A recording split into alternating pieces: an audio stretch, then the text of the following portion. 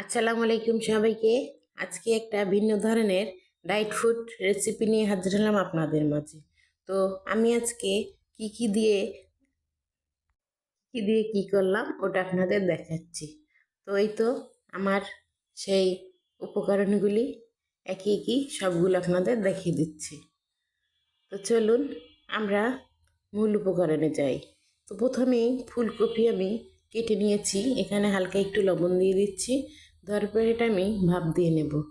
তো ডায়েট বলতেই ভাপ দেওয়া কিংবা তেলে কম দেওয়া জিনিস খেতে হয়। তো আমি খুব তেল কম দিয়ে এসব কাজ করলাম। তো আমার কাছে চীনাবাদাম ছিল, সেটাই আমি হালকা করে এই কড়াইয়ে দিয়ে ভেজে নিয়েছি। তো আপনাদের কাছে অন্য অন্য বাদামগুলো থাকলে ওগুলো দিয়ে দেবেন। তো আমার কাছে ছিল না, জাস্ট আমি এটা দিয়ে করেছি। সবচেয়ে কম দামি বাদামি হচ্ছে আপনার এই যে চীনাবাদাম।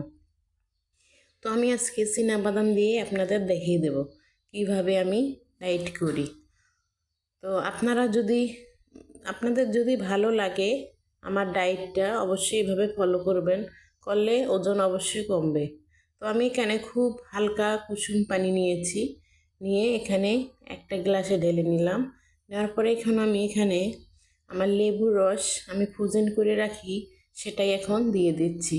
অলস মানুষের এসব কাজ, যে ফ্রোজেন করে রাখাই জিনিস ব্যবহার করে।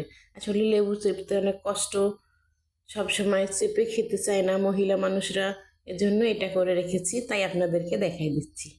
তারপরে আমি এখানে এই চিয়া সিড দিয়ে দেব। আমার ঘরে চিয়া সিড আছে, ওটাই আমি দিয়ে দিচ্ছি। 2 চা চামচ পরিমাণ দেব। আপনার বড় চামচ হলে 1 চামচ দিবেন। তো আমার চামচের এটা ছোট ছিল, তাই আমি 2 চামচ দিয়ে দিচ্ছি। তারপরে এখন আমি এটা সুন্দর করে মিক্স করে নেব। দেখুন কি সুন্দর লাগছে দেখতে। তো এটা যদি আপনি খান, অনেকক্ষণ আপনার খিদে লাগবে না, অনেকক্ষণ খিদে ছাড়াও থাকতে পারবেন। এই তো আমার হয়ে গেল পানিটা রেডি।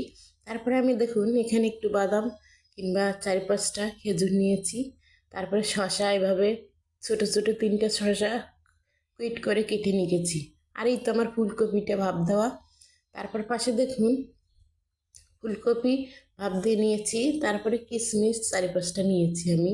তারপরে ছোট্ট একটা ডিম পোস্ট করে নিয়েছি কম তেলে। আসলে এগুলো যদি আপনারা খান, অবশ্যই আপনাদের ওজন কমে যাবে। তো ইনশাআল্লাহ আমার ভিডিওটা আপনারা ফলো করবেন, আপনার ওজন কমবে। আল্লাহ হাফেজ সবাইকে।